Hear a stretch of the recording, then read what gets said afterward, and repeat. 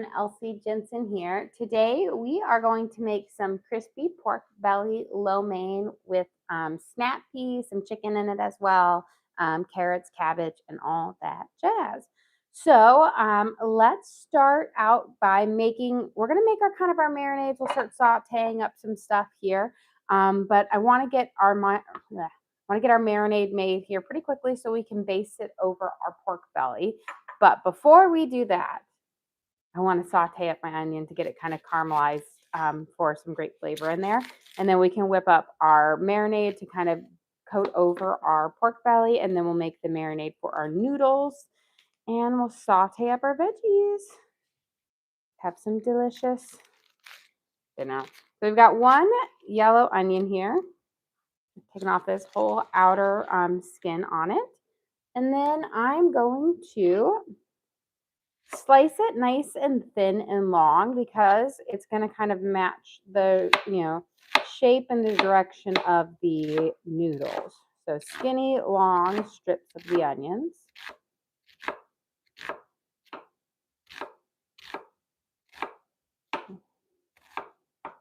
I'm trying to get them fairly thin, so as you can see, they'll be nice little slivers that will be able to kind of caramelize up, and that will just kind of flow with the noodles. And today we're kind of actually using they're called Chinese noodles, but they're almost like a ramen, but they're really thin noodle for our lo mein here, base here, so like a fried noodle. It will be delicious. Okay. Let's get our onion sauteing. I'm going to put in since I've got a pretty good sized pan here, I'm going to do about 1.5 tablespoons of olive oil. We will add some sesame oil to that later, but I'm just going to start off with just the plain olive oil. Let's get our onions in here.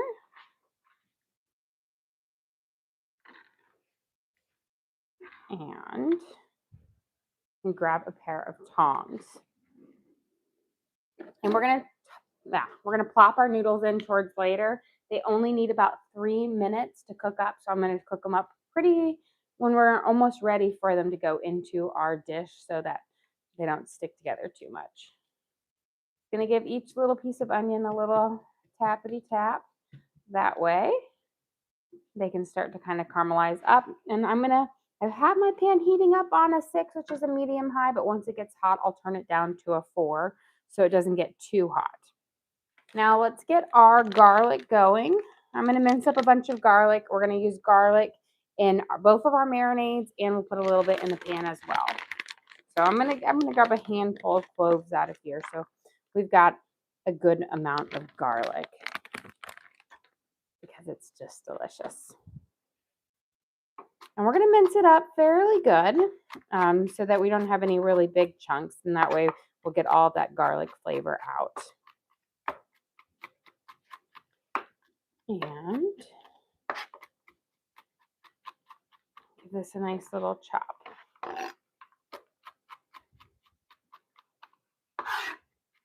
And again, we're going to just make it nice and fine, and then I'll divide it between break it up into thirds. And the smaller you can mince it, the greater. That way you don't have super big chunks of garlic throughout, but lots of little ones, which will give you more flavor. Yeah.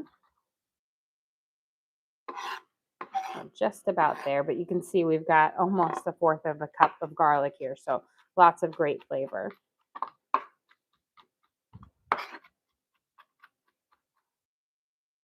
Okay, that should be good. So I'm going to say this will go in with our onions in a little bit. And then for our 2 marinades, I'm going to put about 1.5 teaspoons in this one and 1.5 teaspoons in this one.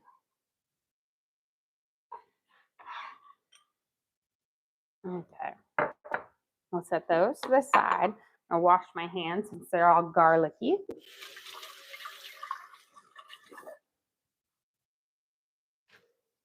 And now that my pan's sizzling a little bit, I'm going to turn it down to 4. You can see our onions, that oil in there is starting to sizzle up nicely. With an all-metal pan, it is going to conduct the heat a little bit higher and faster than with a pan with a non-stick coating. So you just have to watch to make sure you don't have your pan on too high or you will burn your onions fairly quickly. Once they've got this nice kind of golden color to it, we will pop in our garlic in there to kind of toast up, but we're not going to get that there until. Okay. So let's get our marinade going for our pork belly. You have a question? Is that elf on the shelf behind you? Yes. Elf on the Shelf kind of had a crazy day. So we're flying around and, they move over here. But the little baby, which is Jack's elf, apparently got lost on the way. His older elf siblings abandoned him mid-flight, and Evie found him on the floor. So we had to rescue him with some tongs and move him up there so he wouldn't lose his magic. But he is safe now with the rest of his elf siblings, and they got a stern talking to about how they need to make sure they all make it to the North Pole together and not left in the middle of the floor next to the dog's bone. Okay, we're going to add here, this is going to be for our marinade for our pork belly. We're going to add about a tablespoon of soy sauce. And we're going to add a little bit of Japanese barbecue sauce, which is like almost a sweet, sticky soy sauce. So about a tablespoon of that as well. A little bit of sesame oil, just to give you that kind of nutty flavor, just about a half a teaspoon or so. You don't need too much. And then since we want this kind of sweet, since we're going to kind of coat it over our pork belly, we're going to add in about a tablespoon or so of honey. Now let me grab my fork here. And that way we can kind of mix this up and get those kind of flavors in here. But I put my pork belly, it's already been cooking for about an hour in the oven at 325. And you want it takes a while to cook pork belly. So it cooks, while it might be similar to bacon in several ways, it takes a while for it to render down. So we're going to get it out and we're going to baste it. Let me taste and see if we've got to right where we want. Delicious. We're going to bring it over here, and then we're going to go grab our pork belly out of the oven so we can baste it with this lovely marinade and pop it back in there so we can have some flavor. I did marinate it with some soy sauce, like some Japanese barbecue sauce, and a little bit of honey and soy sauce earlier, but we want to make sure we get that flavor on there. Is the Japanese barbecue sauce salty? It is salty, but not as salty as soy sauce. So I feel like it's a little bit, it's sweeter and not as, I feel like, as strong of a flavor as a regular soy sauce.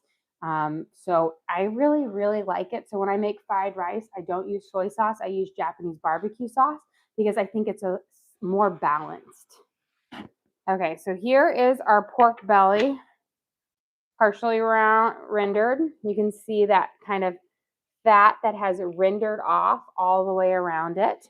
And we're going to baste it with our things, but we scored it. That allows it to crisp up and render down better than if you leave that pork belly skin whole. And we're going to just baste over the top of this to give it more flavor. Stark, since you would. Oh, thank you, Stark. We appreciate that. We're going to baste all on the sides as well. As you can see, there's a little bit of liquid that's fat in there from the pork belly that's rendered down, but it's kind of a rich color from our Japanese barbecue sauce kind of marinade that we kind of coated our pork belly up in it.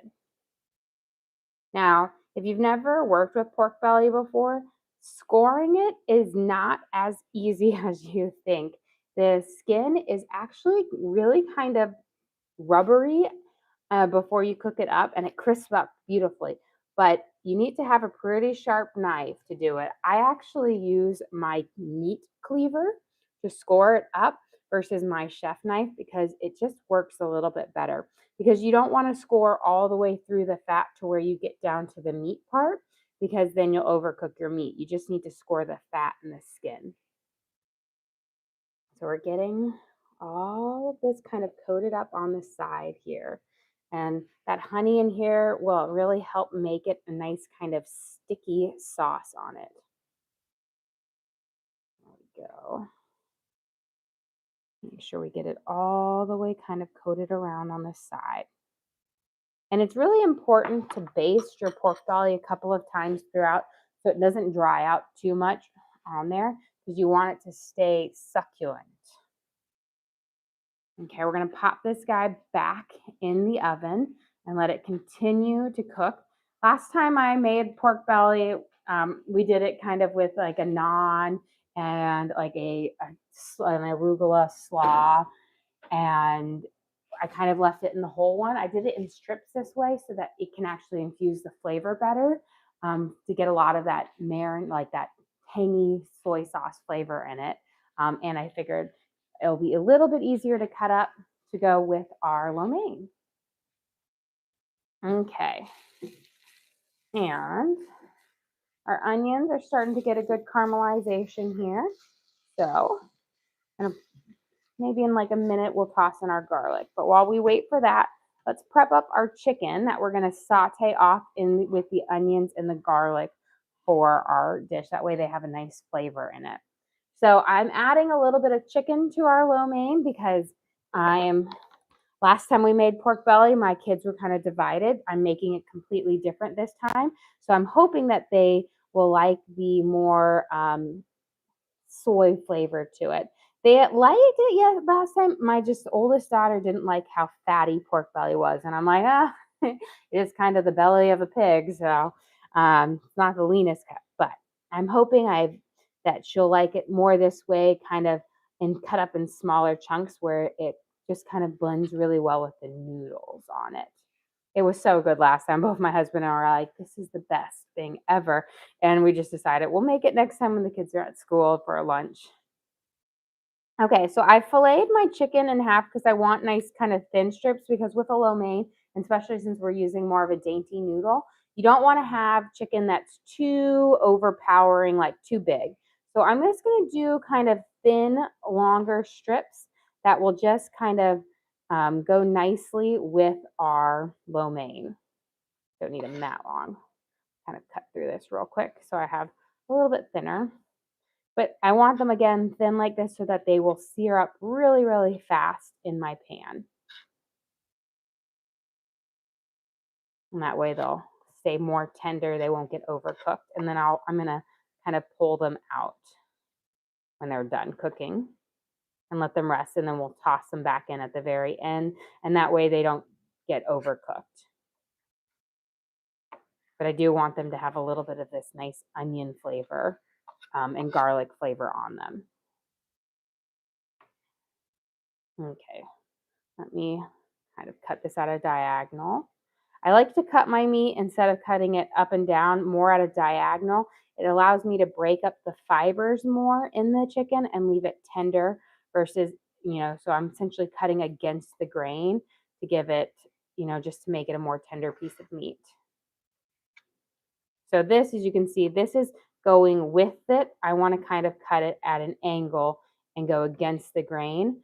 And that, again, is breaking up all those little meat like tendons and fibers in there, which will make it more tender. You have a question. What knife set do you use? So I've actually had my knife set here for a very long time. I got it as a wedding gift from my siblings, so about 17 years ago. And this is the Wusthof Classic.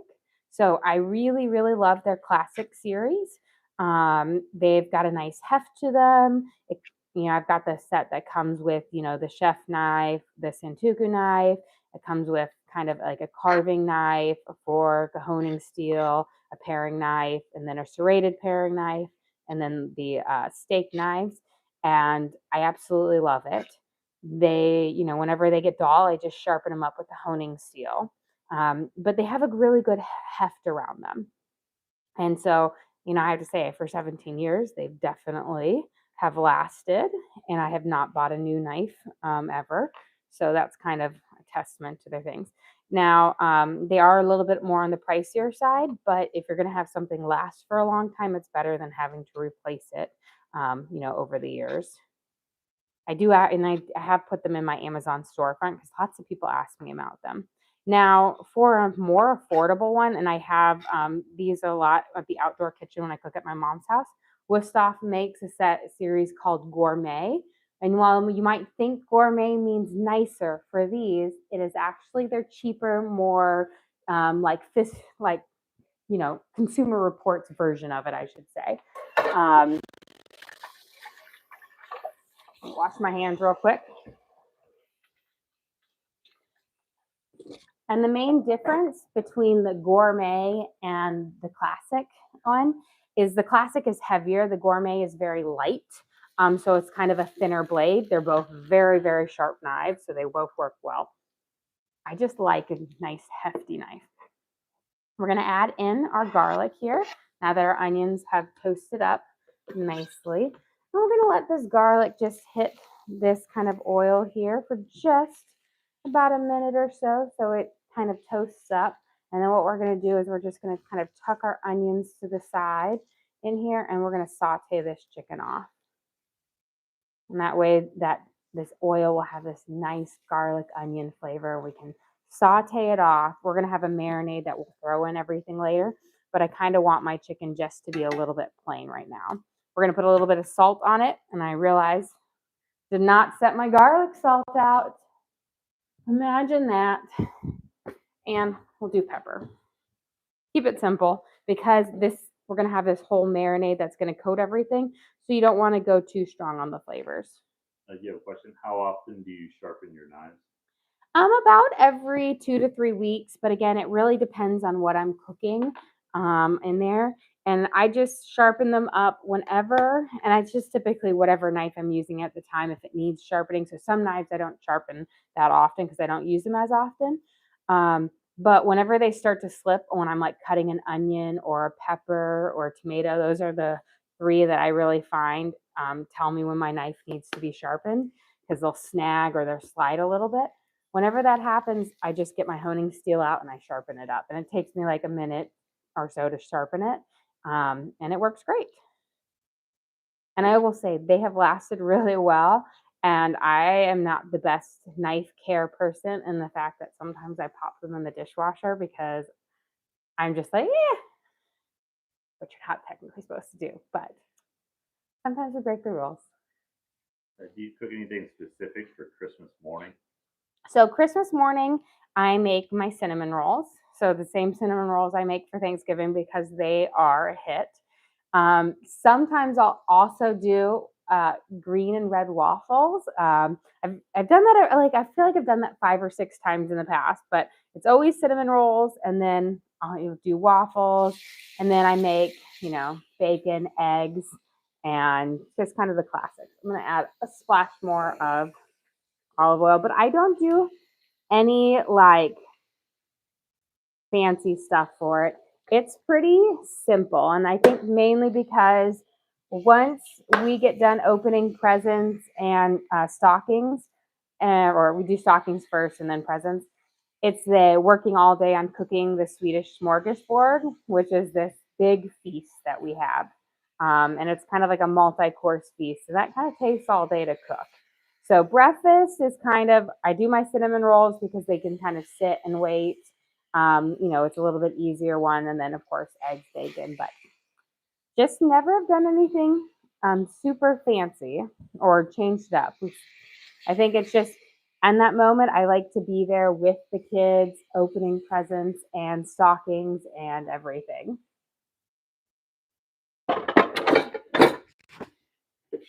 Which is way nicer than growing up. So growing up, the way we did it in our family was on Christmas Day, you woke up and you got your stockings. And you could open up your stockings as soon as you woke up. But you could not open up your presents until after the smorgasbord, which was our Swedish feast. And it wasn't just after the smorgasbord, it was after all the grown-ups had finished cleaning up the smorgasbord. So we didn't open up presents on Christmas until like 9 o'clock at night. And I thought that was the norm for everybody, but no, that is not. And so I do not subject my children to that. They get to open up their presents at, shortly after everybody's had breakfast on there, once everybody is awake. So the little ones have to wait longer than the older ones because the older ones literally wake up and they open presents right away. I'm going to turn my pan up to about an 8 now so we can kind of saute off this chicken here. There we go. I'm just going to leave it right here in the middle.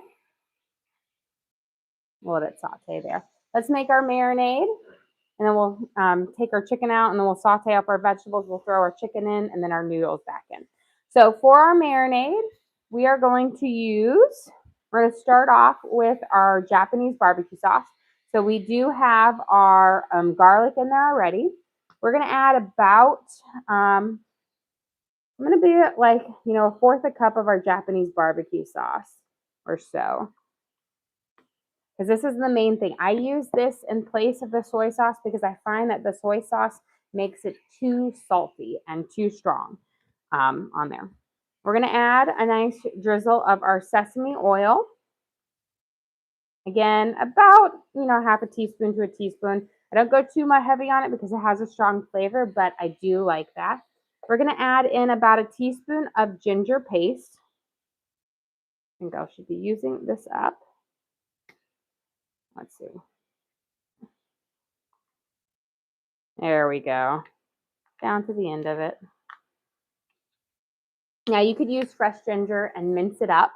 Just the amount of fresh ginger you use when you mince up is going to depend on how potent your ginger is. Sometimes you get a really strong ginger where you're going to need just a teeny bit of it, and sometimes you get one that's really, really mild. So I always suggest taste it because I once did some juicing and I had the world's spiciest ginger in there, and I only put in an inch.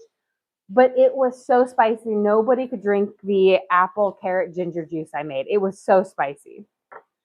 We're going to add in about a tablespoon of vinegar. If you have rice vinegar, wonderful. If not, any vinegar really works. So I'm going to do about 2 kind of capfuls to get us kind of close to a tablespoon. I've got some miso paste, which is delicious and adds just a nice little flavor component to it. We're going to add that in there on here. I'm down to my last bit.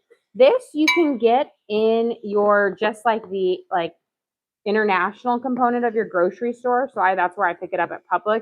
They have it there. I know Amazon also carries it. Whole Foods has it, but Publix has it just in there for it, and that's where I typically shop because there's a Publix really close to where we live. You have a question. What is it? So this is like fermented soybean. So it's it's called miso paste. So this is red miso, but miso is just made from fermented soybean paste in here. So it's so salty. It gives you a good umami flavor to it. So I'm putting in about this is about a teaspoon and a half in here, and we're gonna break it up. It just adds this it builds and adds this complexity to your sauce that I think just makes it really, really nice in there. And just another flavor that gives you that savory, salty really well, and it balances with the sweetness of the honey that we're going to put in here in just a second. We're going to mix that up, but my chicken looks like it's ready for me to flip over. Any dessert tonight? We have some Buckeyes and Rice Krispie treats. We have some muffins left over, so we're kind of going to eat up some of those. We finished up the cake today from Torrin's birthday. And tomorrow we're going to start making some Christmas cookies and getting kind of ready for Christmas because it's almost here. So no specialty dessert on it, but we have lots of treats. It's kind of the holidays. I feel like our house is always popping full of treats. There's no short supply of it here. But that's exactly how we always had it growing up, was you essentially had no treats throughout the year, but when Christmas came, it was like there was every candy, every cookie, every little dessert known to man. We had this treat table. This, it was like the dessert table, and you could just walk by and pick and do everything you want all during the Christmas season. And as soon as it was over, it was gone, but sure did like it when it lasted. Okay, we've got that kind of mixed up here. And then we're going to add in just a splash of honey. This balances out the the vinegar in there makes it not too much. So about a teaspoon, teaspoon and a half. And if you have oyster sauce, you can definitely add in about a tablespoon of oyster sauce as well. But it's not a necessity. That just gives, again, another complexity to this sauce. Perfect. It's got the nice sweet to salty to tangy for our lo mein. That is just going to be absolutely delicious. Okay, our chicken looks like it's nice and sauteed. So I'm going to actually pull it out so that it doesn't get overcooked, and then we'll throw it back in towards the end. But I did want it to kind of cook up with these onions and the garlic. So we'll pop it out.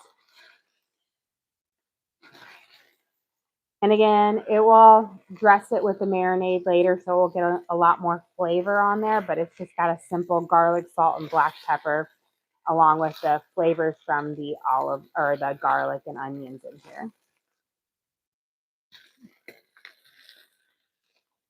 But again, you do want to take it out because if the chicken stays in here, it will get too overdone, but you can't cook it later because there'll be too many veggies in here for later.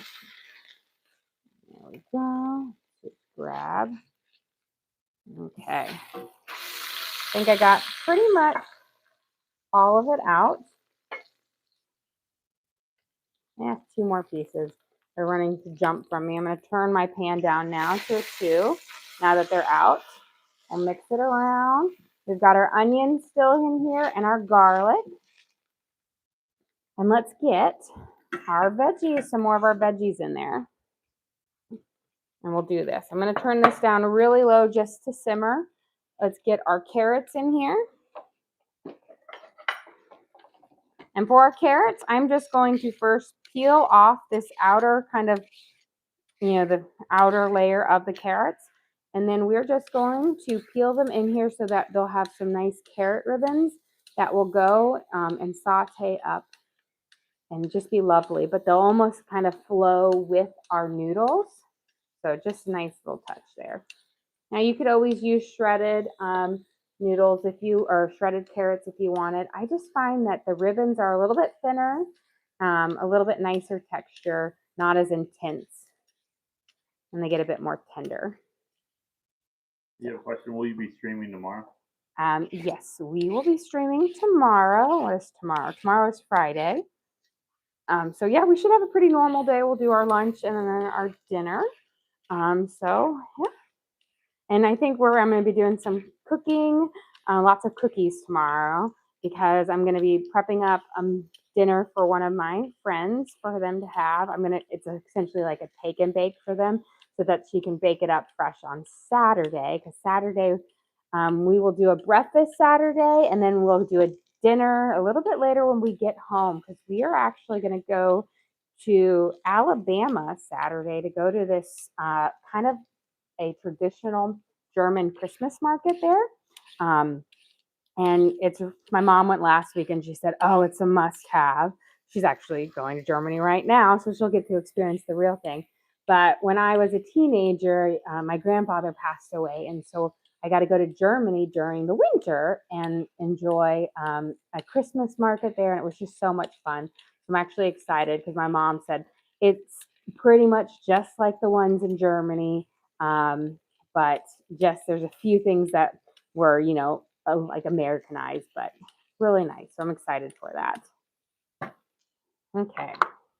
We got our carrot little strips in here. I'm going to kind of toast them up. Beautiful. You can just see how they're already fairly malleable and kind of work with. And then they'll blend nicely with our noodles. And that being said, let's get our noodles going. Then we can get our cabbage in. So I've got some Chinese noodles here. Let me get some. So whenever I make lo mein, I use a variety of noodles. Sometimes I use ramen noodles. Sometimes I use the actual lo mein noodles. These ones are really thin, so they're going to soak up the flavor really well. They're a bit thinner than ramen, but I think they'll be lovely. So we're going to pop these packages in. These cook for about 3 minutes, and then we'll strain them so they cook up very, very fast. But since they're pretty long, you're going to want to put them up. And I am burning a noodle. There we go. Of course. My luck, I always miss. Okay. Let me peel off. We've got our cabbage here. I'm just going to take off the top leaf.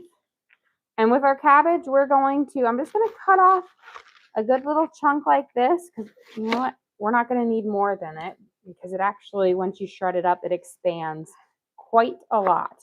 And we're going to just slice it really thin. That way you'll have just some nice cabbage threads throughout our lo mein, which will be really lovely.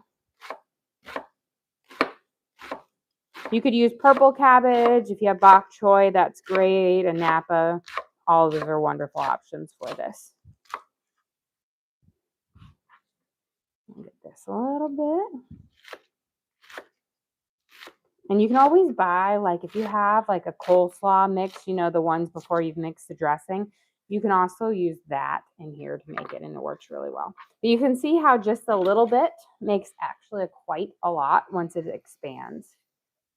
So let's pop our cabbage in here. I'll toast this up. Kind of coat it with all of our, oil that we have in that pan. And now I'm going to give just the slightest drizzle of sesame oil, since we have that cabbage in there now. A couple little drops here and there. This is going to give it a little bit of a nice nutty flavor to it, which just works really well with the flavors that we're using. Okay, let me coat that there. I'm going to turn it back up to about a 4 now. And then let me grab my pasta spoon. That will kind of help break it apart. But you can see just how quickly these are already breaking down, which is wonderful. Give them a good break apart. Beautiful.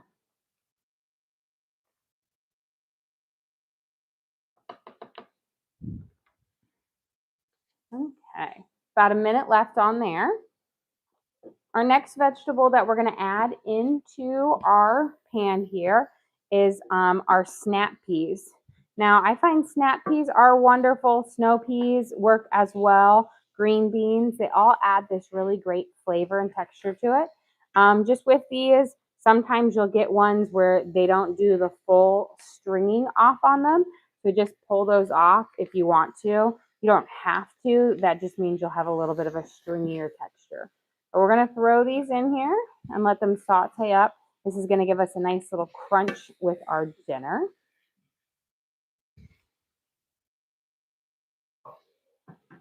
And then it's been about 3 minutes. So let's strain our noodles here. We'll pop out. Let me grab this. You know what? Let me grab my bigger strainer because it's a bit heavier. That way, I've got my big pot.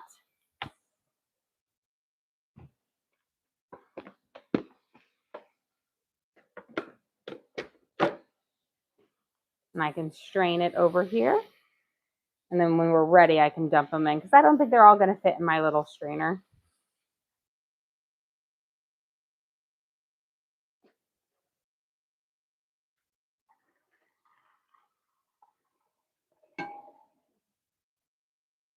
Okay.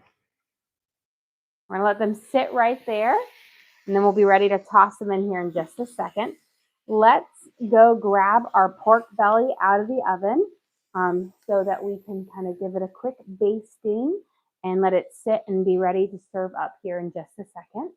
Remember, we basted it about 15 or so minutes ago with our soy sauce, Japanese barbecue sauce, honey, kind of glazing on it. And just look how gorgeous it is now. Perfect timing. It's It's got this beautiful sticky kind of topping to it. Nice kind of amber color from it. That's that soy sauce, nice and sticky on there. Just slide it on here. Now the trick with it is you just got to be careful because all of that fat has rendered down in there, but we've got our nice sticky crispy topping to our pork belly, which is going to be so delicious. Okay.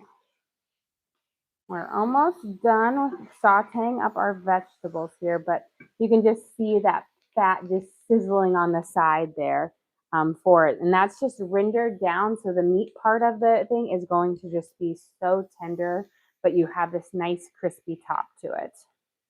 Okay. Get our green onions here. We're going to give them, I'm going to actually we'll do kind of a fancier slice on them.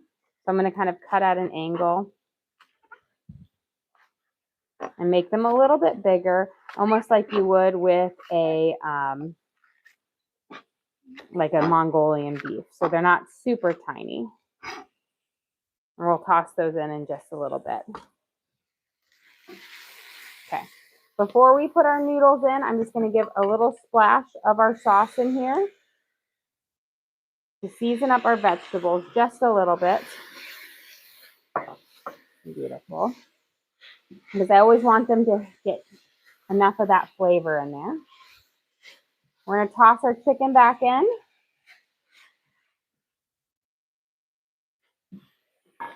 And again, I'm just going to drizzle a little bit more of our sauce. Not much, but just enough to kind of make sure that they all get a little bit of that direct sauce on them. And now we're going to toss our noodles in here.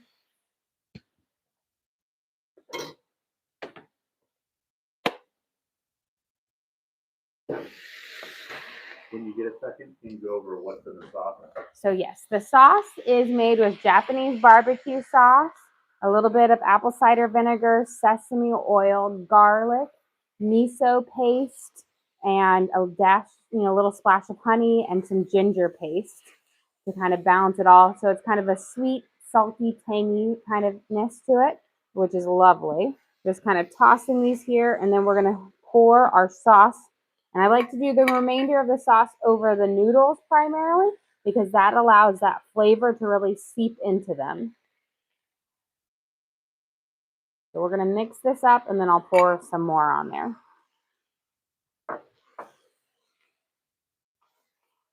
And keep your skillet fairly, I'm going to turn it down to a 6, but you want it fairly hot because, again, you want any of that liquid to touch to kind of sear off so you don't have soggy noodles, but ones that have a nice little crispness to it as well.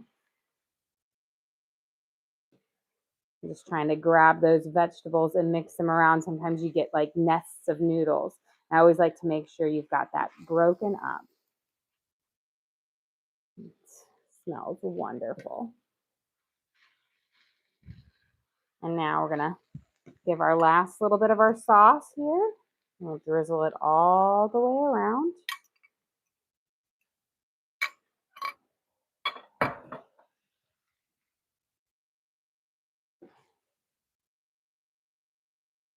Yeah. Beautiful. You can see how much of that rich color that it's kind of dyed those noodles. So they're just going to be just full of that flavor. Wonderful. And then I'm going to take my green onions here, and we're going to toss them in now because your green onions, you don't want to cook too long, just really short at the end. Otherwise, they wilt and they lose their flavor. So they're definitely like one of those garnishing herbs that are much better served at the very end or tossed in at the very end to keep their flavor and their texture. Beautiful. Look at that. Perfect. Okay. Now I'm going to turn this off since we're done with that and flip my cutting board over so we have a nice kind of simple side to it. And we're gonna cut some of our pork belly and we'll get ready to serve up our dinner.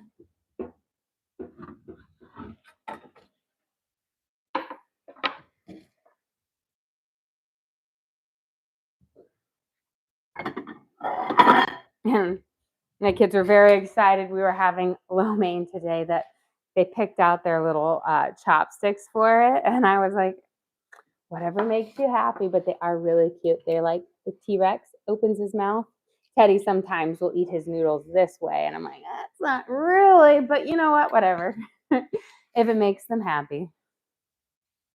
Okay, let's get some of this pork belly. I'm going to grab a strip and we'll kind of chop it up, but just look at that beautiful, it's got like that sticky yet crispy on it. And then since it's still hot, I'm going to just slice it up, but let me wipe my knife off so we don't get green onion flavor on it.